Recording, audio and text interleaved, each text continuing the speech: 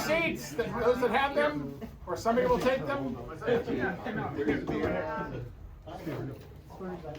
So, as you may know, we have something that way back when I was vice president to run KP2N. I brought a thing that I first started, or we first had at the Utah Amateur Radio Club when I was out there, called Homebrew Night. Not that kind of homebrew, and believe me, somebody asked if they could bring home real homebrew. So, Homebrew Night, the idea is basically stuff that you've built or something to show, and it's typically not like a kit you bought and put together, but it's all right too. So what's what this is. This is sort of like an electronic or a ham radio related show and tell. And we have a couple people presenting. So Pat, AA0O. Hi everybody, I'm Pat, AA0O. Homebrew Night is my favorite night at the club that we do here. This time I brought a P25 chunking scanner, not technically ham radio, but it is radio. So this is it right here. It's as much of a 3D printing project as it was a radio project. So down on the base here I have a Raspberry Pi tucked in there. And then it's got two RTL SDR dongles in there, and then those come up to this antenna with a splitter, and this will receive all the public safety most of the public safety frequencies for St. Pete area. I have this thing sitting on my desk, and it gets everything loud and clear. It's pretty nice. So from there, the interesting thing that I've done is I've taken it and I've piped the output of the audio into my server, which has a GPU for AI, so I can then transcribe all the transmissions and then have them sorted. And I didn't put a search feature on it, but you could search it. So I'll walk you through all of that. So here's P25 trunking, stands for Project 25. It's by Motorola, I believe. It's a system that has control frequencies, which are in red here, so it's around 850 megahertz. And then all of the other frequencies are used for the channels for the audio. Yeah. So down here is a sample of it. There's, I think, well over 100 on this system. They have numbers. They're called talk groups, so you can see, maybe you can see them, but Pinellas County stuff. They've got the police, fire, stuff like that. There's some encrypted channels on there as well. So with the two SDR dongles that I have, I can only cover about 75% of this, so I do miss some stuff, but it picks up quite a bit. A third one wouldn't fit in there, so it is what it is. I did look at other ones, but I really don't want to redesign my 3D printed building here. So that's the next thing I'll have here is this is the model that I designed. So it is done in Onshape. If you're not familiar with Onshape, onshape.com is the website. It's free to use.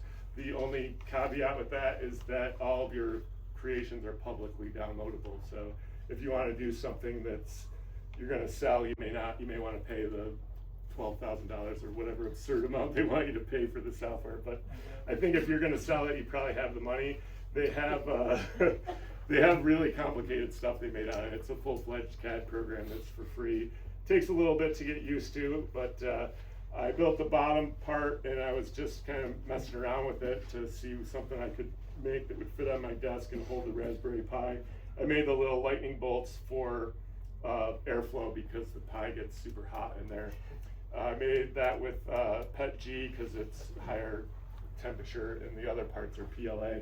Took a couple tries to get the top part down because those are real skinny and it doesn't really lend itself to 3D printing very well, but a lot of supports were on there, and after 3 tries I got it to work pretty well, and it sort of looks like a building, so it came out like I wanted to.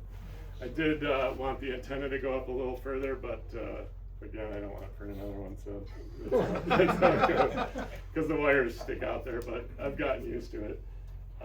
It's SMA connectors, and it's what's that, RG316, I believe. Question? Yes. The Bamboo Labs printer. Yeah. How long have you had it? Probably 2 years now. I really like it. It's a Bamboo Labs. I have the P1S. They have printers that are like basically like your old style HP. You just plug it in and start printing stuff, feed it, filament. I've had maybe 2 issues with it, with the TPU, the soft filament, like it's like rubber that got jammed in there. But other than that, I print stuff and then I pull it off the printer. It's really easy to use. Is it works pretty well with the PETG? Yeah, I haven't had any problems with that at all. Yeah. It's not as smooth looking if you come up and look at it real close. It doesn't look as nice as the PLA, but yeah. Question, why 2 dongles? To cover all those frequencies. So if the bandwidth of those is pretty low, and then they also have heat issues as well. So you can turn up the bandwidth, but then they get hotter and then they start failing. Yep. Where do you get your power for that? It's USB-C. I don't have it plugged in now, Right so on. it's just a regular Raspberry Pi power supply. Do you have size limitations in terms of your printer that you're using? Yeah, it's 250, I think, millimeters by 250. Okay, I was just Yeah, wondering if you had 250. any other sources in case you had something large. Where could you go? I don't know. USF, for example, where they would have maybe student section. Yeah, I'm not sure about that. There are big ones that you can JLC get. Yeah, does. $25,000, but Yeah. JLC, you can send models to them, they'll print them for you. There is Shapeways Buy does one. that too, don't they? Well, Yeah, Shapeways is another service. You can send them your models and they have a variety of materials you can select and they'll print it for you and send it to you. There's a new maker's spot too in St. Pete that's got some CNC stuff that I've just joined their Facebook group yesterday. I haven't been over there yet though. Any other questions about the 3D printing stuff? this is about the P25, the Yeah. police. Are those encrypted or are they? There's some are text? encrypted, but most are not. Okay. So they have like special enforcement. I've got a link for it in there that lists them all out, and they have a little E next to them if they're encrypted. But there's probably maybe 10% of them are encrypted. So now we go to the software part of this. So I have, this thing is the trunk recorder is the name of the software. It's open source, GitLab. I've got the link for that. From there, the files are about 700 megs a day in audio files. I do have it exporting in both M4A and WAV, so I could probably make that lower, but it's not a lot. I take that from NFS into the server, and that goes into a directory, and then I have a program that throws it into Whisper Transcribe, which is a AI-based program that uses the GPU to decode the text or the voice into text. And then from there it goes to a MySQL database, and then I have a front end that's built on Vue.js, if you're familiar with that. why not Postgres? Because I already had MySQL. Oh, fair enough. I don't care about database. I mean, I can use it. So this part, I just found out there's a new transcribe that came out 3 days ago, Mistral transcribe. I may switch over to that. It's supposed to be significantly better at decoding stuff, although the way these people talk on the radio is, I'm surprised it gets anything out of there. There's a lot of words that aren't accurate, but I can barely understand them when they talk over the radio. I don't know how they understand each other. But here's what the front end looks like. I made this myself. It's kind of quick and dirty. So you can see here we have the Park Service and some of the different water districts, and you can kind of see the pattern of these are the hours. It's in UTC, I believe, but they only work for 8 or 10 hours a day. So they you can kind of see the pattern there. And then we go down further. We have the police, which are active pretty much all the time except early in the morning because no one does crime in the morning. So I didn't realize that I was going to be cut off at the bottom, but as you pull it up, you can see the different audio, and here's some of the decoding that it did, 35 alpha. Do you see action there of 5 and 33? They use a ton of code, so I've had some interesting things that I've found on it. So I was driving home one day, and I got on the highway at 31st Ave South, and it was all blocked off by cops. And there was it's called, they say, a reverse drive-by. A guy was driving by and got shot. And so I went home and I read all the stuff about that when they did that. And I think last week a woman stabbed her kid, and that was on there. And they talked about all the blood and stuff on there. So there's some gory stuff if you look into it. I've only really used it a few times like that, but it was an interesting project to work on. So I have, here are some of the links. I've got a QR code on the next page for you, so if you want to grab the PowerPoint, there's all the slides there if you want them. That's the link to it. Down here we got the link to my website and my new venture here on the bottom, which is kind of blocked off by the tower. I've started my own comedy place called Burnt Sugar Comedy. We're at 5663 Park Boulevard. It's called Burnt Sugar, and there's the website. I just launched it yesterday. We have our opening night on the 28th. So if you want to see some comedy, come out and see me on then. Tickets are available on the website. Any more questions? All right.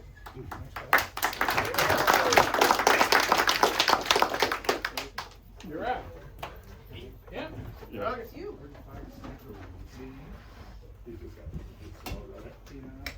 Yeah, I am not nearly as organized as Pat. Well, you're a Linux guy, so that I did a presentation last. No, this is something I've worked on for a couple of years now. I bought this little radio end of 2024. It's a Radio CTX10. They're not available anymore. Oh, that's the thing.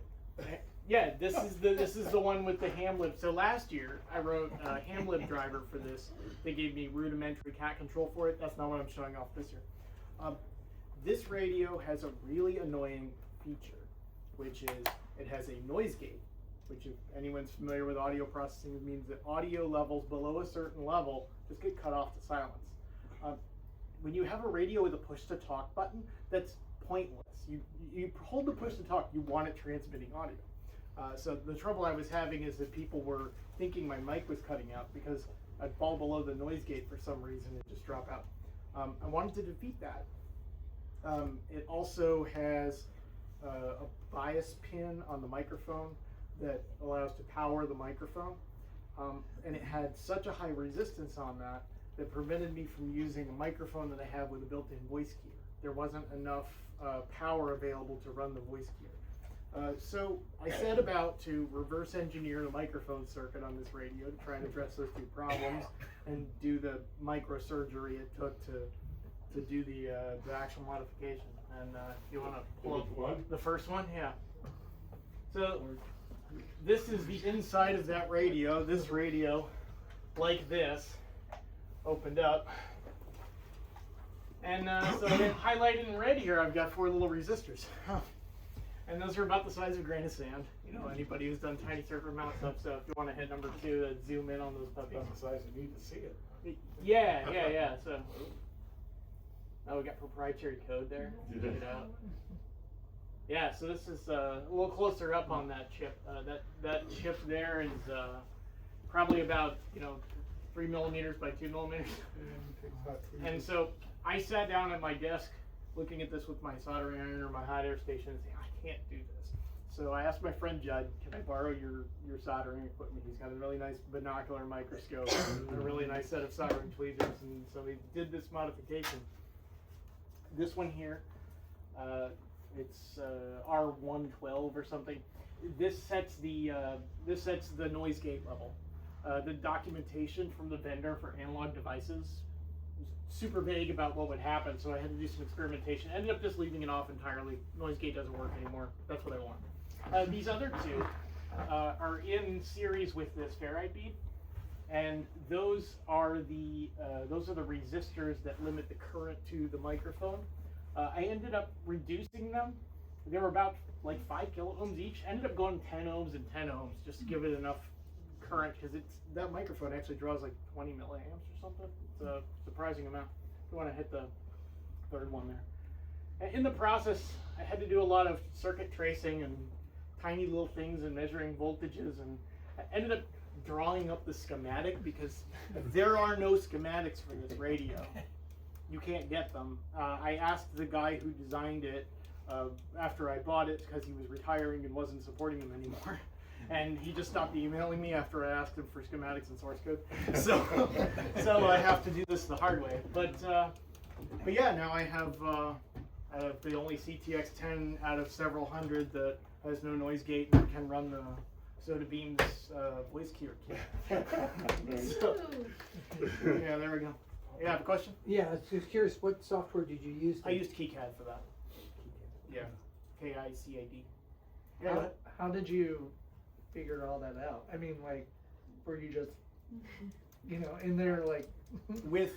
with a magnifier on my head Yeah. and the little probes from my multimeter and tracing which pins go where and looking up the data sheet for this chip, the SSM 61 or 2167. What kind of chip is it? It's like a built-in it's like a programmable amplifier with a compressor and noise gate feature all in one. So the microphone, actually, this R112 is the one that I deleted. R111 actually controls the compression level. It's set to like a 5-to-1 compression. I can change this value and change the compression level.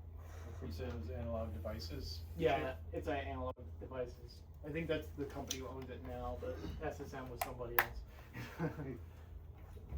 Yeah, so this is, and there's some funny question marks on here too, because like, you know, you look at a little chip capacitor, it's got no markings on it. You can't measure it in circuit. What are you gonna do? So yeah, we got capacitors with question marks for values all over the place, but they're there. So yeah, that's. Any other questions? Go ahead. Oh yeah, go ahead. What is the Bodge Bodge wire? Bodge 1, Bodge wire? If you want to switch back to the number 2, I'll show you. That one confused the daylights out of me because according to the manufacturer's schematic, you're supposed to have a pretty big capacitor on that for the time constant for the compressor. But this little capacitor here, I think it's this one, is way too small for that.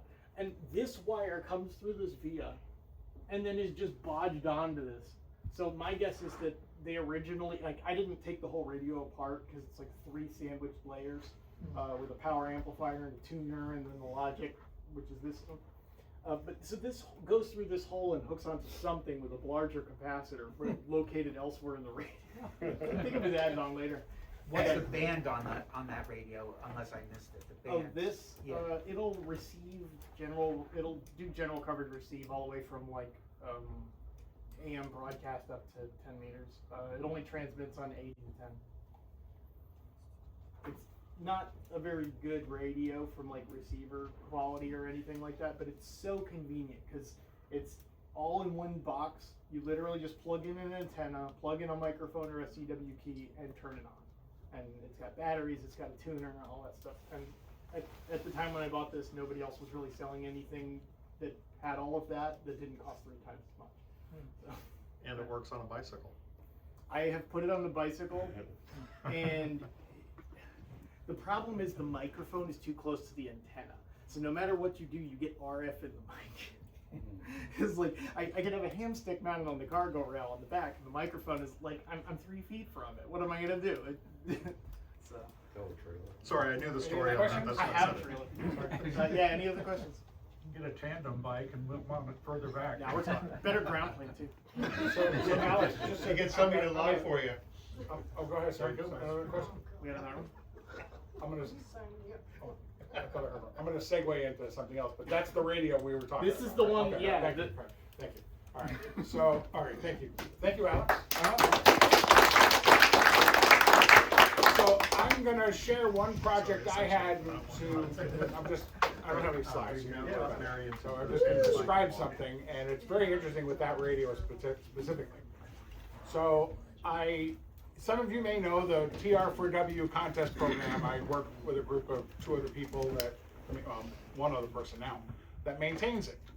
And it's on GitHub, you can go get it, it's open source. And it's written in Delphi 7. And it still runs just fine. And I decided that I wanted to learn more about what's called vibe coding, which is where basically you use an AI agent to generate code. And there's a very nice piece of software called Claude Code, which you may have heard of. It's from a company called Anthropic. And Claude Code, if you give it the proper prompts, it will design some pretty good code. So what I set out to do was do a port of the TR4W contesting software into a language called, a system called Qt or Qt. And that's open, it's all on C++, and it's cross-platform. So it'll work on Windows, Mac, and Linux, and Raspberry Pi. And I have it running on my Pi, and that works just fine. So the entire project, think of, if you've ever been in development or in software development, think about if you were a senior person and you were suddenly given 10 junior programmers that were amped up on so much Jolt Cola you could not imagine it. In other words, they could write code so fast, but the problem is they don't write very good code. And they hallucinate. So you need to give them They some, hallucinate from the caffeine. right. So you need to give them really good direction. And that's where, based on my experience in software architecture and systems architecture and whatnot, and systems programming, all that stuff, all my experience, I was able to sort of give it enough prompts to get to where we had a working package. And initially it was terrible. It did what's called God classes, which is once puts everything in one giant file and things like that. It's maddening what it'll do. So it's like, oh, I learned that lesson, now I know how to tell it what not to do. And so the two interesting things about it are the entire project, and this is, by the way, is called TR4QT, and it's on GitHub, and that's there as well. It gave me the opportunity, I wanted to learn more about GitHub's actions, which is essentially called continuous integration, continuous development. And I have self-hosted runners that I've built in my home lab and things like that. So I just wanted to learn all about some other stuff. So the interesting thing is you can take the agent and basically give it a class, or take a class and run what's called a brutal critic. And the brutal critic will go through your code and say, well, you said you were going to do this in this class, you did exactly the opposite. And it actually, you know, intentionally you tell it, hey, don't blow smoke. I want you to be brutal. So I did that, and it gave me some nice refinements. I then took the Claude and Perplexity are two different companies. I took the code from Claude that Claude built, and I just this one bigger class, main window.cpp I gave it. And I put that code into Perplexity. And I said, critically evaluate this code.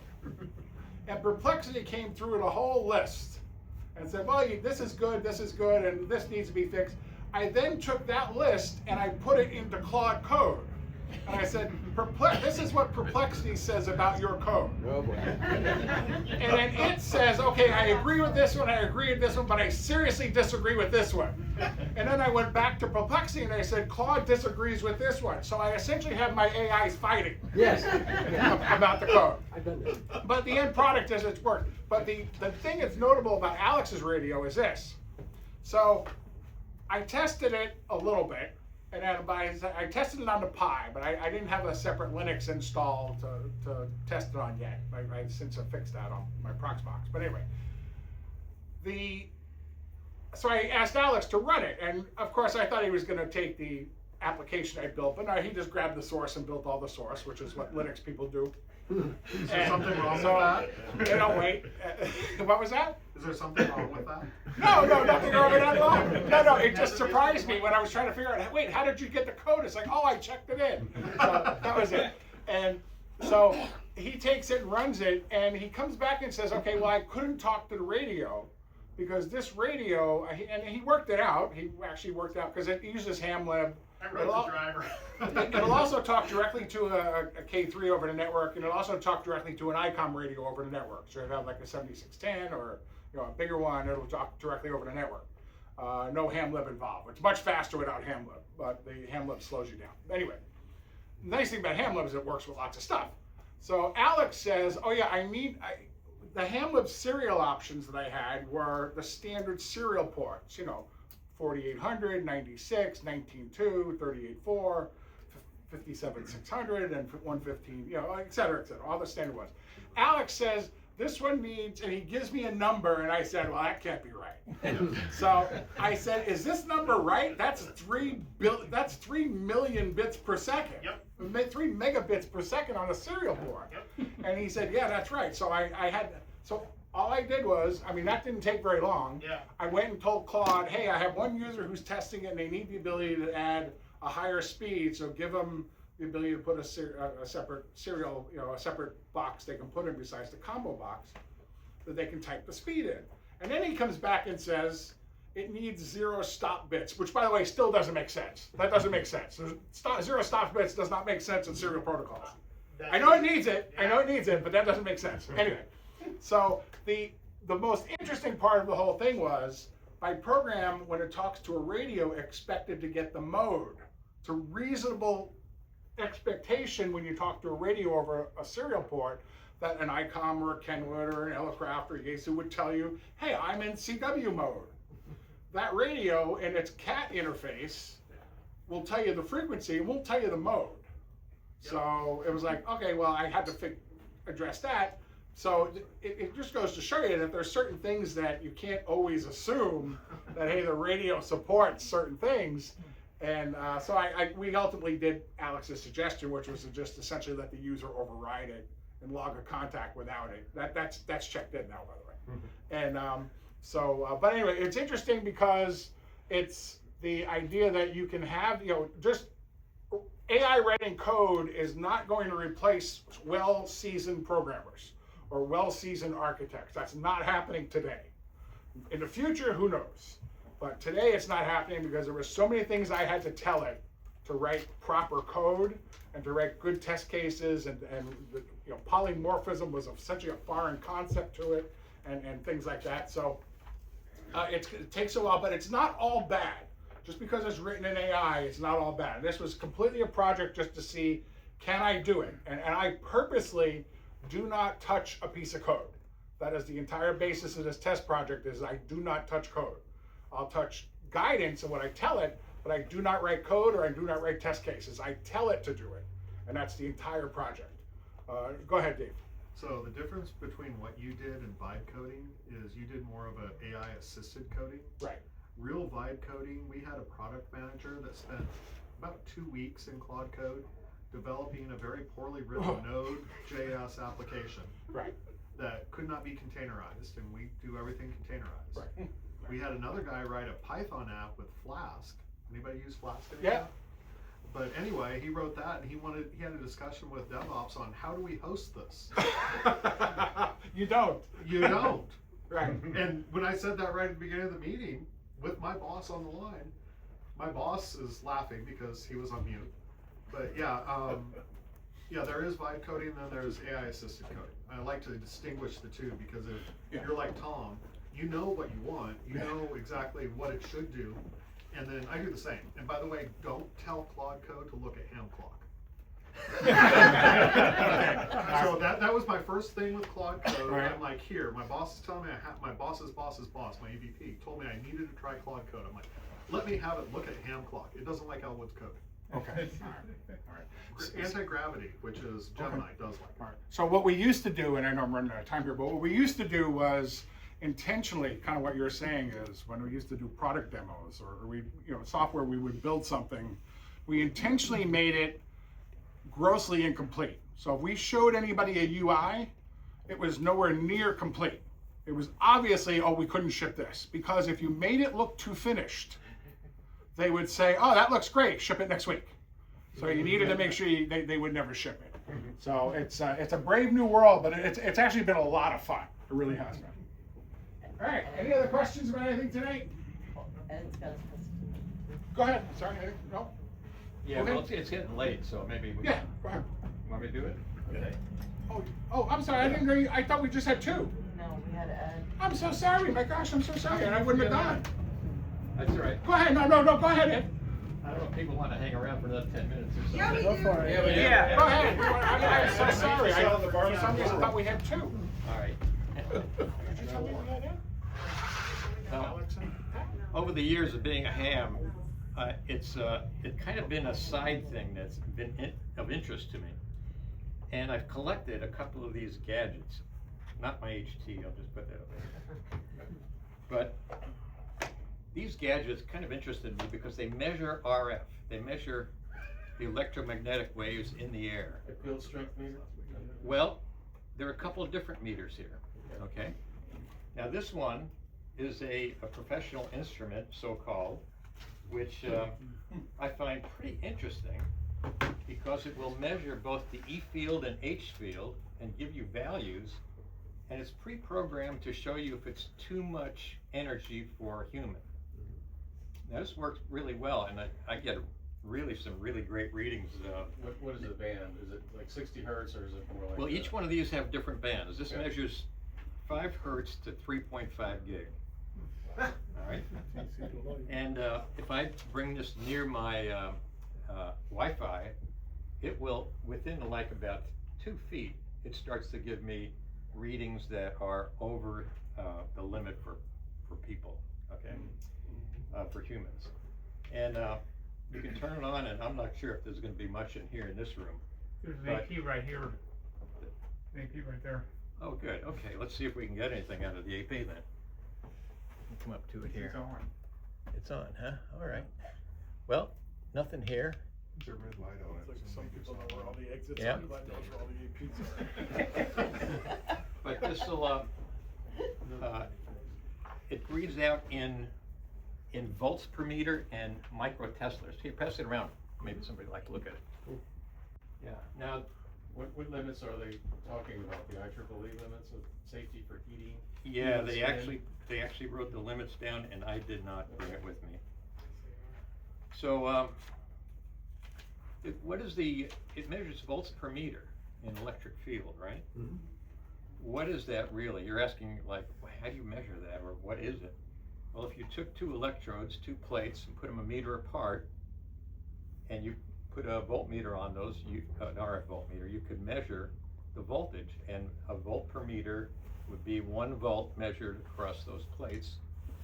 And when I go near my Wi-Fi unit, I'm measuring like 20 to 30 volts per meter. And that's about the limit set. The Wi-Fi transmitters, I think, are set at that limit because that's really the human limit. And so this device is pretty interesting that way. I've got a couple other devices. And before I do that, I just wanted to say that the background city levels are like 0.1 volt per meter just out in the city areas.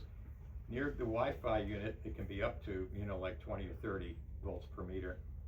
And near a cell tower, it's anywhere from 1 to 10 volts per meter. FM radio TV towers, you can easily get 10 to 50 volts per meter. And the safety limits are really around that, what I mentioned, the 28 to 30 for the lower frequencies, which are like 30 megahertz. If you go up to a gig or 2, it's 61 volts per meter. Now you're asking, why can we withstand more radiation at higher frequencies? And believe it or not, it turns out that the wavelength has to do with the size of a typical human being. And at those frequencies, which are the ones that affect us the most, our bodies really resonate, and you get maximum current flowing at that point. So that's why those frequencies, that band of frequencies above 30 and kind of below 300 megahertz is that range we're most sensitive to. Well, let's take a look at the other device that we have here. This is another one. This is a professional device. This is one I got from KO4CEE, Jeff. I'm not sure where he got it from, but this one is used by radio engineers at radio stations, and it's called a triaxis, and it will also measure volts per meter, and right now it's measuring 1.2 to about 2 volts per meter just here. You get anything? It's kind of up to 36, Okay. 37. Yeah. So yeah, I think you just have to get. You have to get a little closer. Yeah. Yeah, I'm measuring. Oh, yep, I'm beeping. Yeah, there you go. Okay. All right. Anybody tall, don't walk under it. Pass that one around Do I need to too. put tinfoil in my head? No kids for you. So the question, Ed, is what is it at home when you're transmitting? Yeah. Okay, and you can go to AA0O and do the calculations. Right. But I'm far enough away from my antenna where I don't get in that I was just danger curious if the meters zone. registered anything. They do register. Oh, yeah, yes. they do. They I have do. a few, they do. Now this one doesn't register in volts per meter, but this one is for detecting spy devices. You've seen these, yeah, these are pretty common. And they're pretty sensitive too. And it's got a couple different modes. One detects RF, one will detect camera lenses planted somewhere in your room. And the third mode is this magnetic mode, which detects magnets because if somebody plants a GPS tracker on your car, you can go around and find it. And if you take a magnet like this, it's not in the magnet mode here. Let's get Project Farm just did a review of all those, if anybody watches Yeah. that on YouTube. There's a magnet. Project Farm. Yeah. So, yeah, it'll find the magnet. But you'd have to be very close, right? You'd have to go over everything. You do, Like underneath the fine seats tooth. of your car and Wow, the but bumpers. still and very whatever. cool. How much did that cost? Did you You buy know- that? No, somebody gave this one to me. Yeah. Yeah, I don't know how much it cost. What is that device called? This one's called a K7 Spy Tracker. And if you have an iPhone, it'll tell you if Ed there's uses like that one quite frequently because his wife's always tag- got the bugs tag? in his the car. tags are around you, Yeah. like they're tracking. That's great. Okay. Cause Well, I we have use one them. on my mother and Yeah. it's constantly telling her. Yeah, The- we use them. The last device I have She's 97. is an ancient Yeah. device. The manual is actually written in kilocycles, not kilohertz. But this is the most sensitive device I have, and it's pretty rare. You can't really find these around very much. But it has an adjustment on the bottom for sensitivity. And does somebody have an HT to fire up? No? A handheld? Yeah. Here, it's on 5.2. See if you can key that. We'll see if we can get a signal here. K4I. Yeah. Yeah. So I use this to sniff RF in my shack. But this is pretty good. It is good. Yeah. Who makes that? Well, this one, this is relative field strength. It doesn't read, volts per meter. But it's made by a company called Curie. They don't make this anymore. This is the HCE 20 model. So this is just some toys I have fun with in the shack, and question, yeah. Yeah, so, when you go to the ARL site and you do your, due Yeah. diligence for looking for the safety of RF exposure, Yeah. which everybody's supposed to be doing with all the bands that they use. When I did that, I find that we're most susceptible to, yeah, exactly. We're most susceptible to 2 meters. So when you got Yeah. your 2 meter handheld antenna like this, that's the worst case. Yeah. It really is. It is. So don't use your Qualcomm? And, Instrument. yeah, I've done Well, it. you don't wanna sit here using your Certain handheld all the yeah. time, and you get on your base station or set it up so that you got this really at low power. At 30 to And- 300 megahertz is that region that's the worst. Yeah. And I did my own analysis using ARRL formulas. And yeah, I'm running I put a worst case, legal limit that is continuous like FM or FT8 or something like that. And my antenna is 35 feet away. It says, I've got to be 20 It feet needs to go forward. from the antenna. It's And, done. Yeah. I think at 20 meters I did this, yeah. How about cell phones then? Oh, yeah, it'll pick them up. Yeah, this most sensitive unit will detect the cell phone signal when you're, at least on my phone, when I'm dialing. Right. It'll detect it, but no, otherwise, no. Interesting. It detects my Wi-Fi transmitter, Yeah. but not my cell When it's phone. attempting to connect or access it. Yeah, it's using full power, I guess, to do that. Okay, anything else? Thank you, Ed. Yeah. All right, if there's nothing else, we have a 50-50. Oh, I swear I'll break these. Is it $35?